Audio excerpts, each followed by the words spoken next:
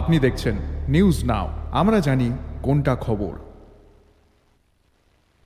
লাগাতার টানা বর্ষণের জেরে বিশাল আকৃতির গাছ ভেঙে পড়ে জাতীয় সড়কে, বিচ্ছিন্ন হয়ে পড়ে গোটা এলাকার যোগাযোগ ব্যবস্থা। ঘটনা মঙ্গলবার ভোর রাত নাগাদ তেলিয়ামুড়া থানার পুলিনপুর এলাকার জাতীয় সড়কের। 3 দিনের লাগাতার বৃষ্টির কারণে পুলিনপুর এলাকার জাতীয় সড়কে বিশাল আকৃতির গাছ ভেঙে পড়ে। এতে ব্যাহত হয় যোগাযোগ ব্যবস্থা। আটকে পড়ে 2 ধারে যাত্রীবাহী এবং পণ্যবাহী গাড়ি। দুর্ভোগের শিকার হন যাত্রীসহ চালকরা।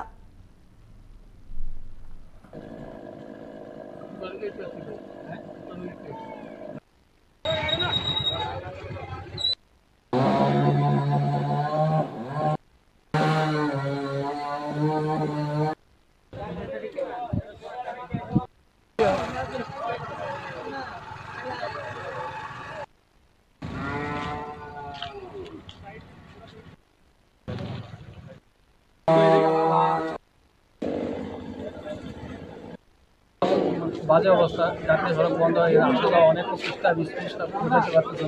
আমিও নিজেও একজনকে নাগে দিলাম অফিসিয়াল স্টাফ নাগ অফিস ধরার প্রবলেম হতে সব মুমূর্ষু রোগী সহ বিভিন্ন হসপিটালে রাস্তার পাশে দেখলাম ওয়াশ তেলিয়ামুড়া অনেক অ্যাম্বুলেন্স তারা তাড়াতাড়ি সেই জল দিয়ে রাস্তাটা ক্লিয়ার করা।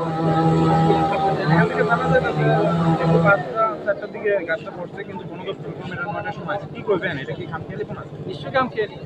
এখানে দেখা যাচ্ছে বাড়ি করে কারেন্টের অভাবের জন্য জল নাই, ইলেকট্রিসিটির প্রবলেম, অফিসিয়াল তখন স্টার্টিং 10টা বাজে প্রায়। নিশ্চয়ই প্রবলেম। এরা তো কাবিল তো কিছু আছে, অস্বীকার করার কোনো উপায় নেই। এলাকাটা না, এলাকার মানে বাজারের সামনে পুলিনপুর। এই ঘটনার খবর পেয়ে ঘটনাস্থলে ছুটে আসে বন দপ্তরের কর্মীরা। দীর্ঘ প্রায় 4 ঘন্টার চেষ্টার পর গাছ কেটে রাস্তা পরিষ্কার করার পর পুনরায় যোগাযোগ ব্যবস্থা স্বাভাবিক হয়।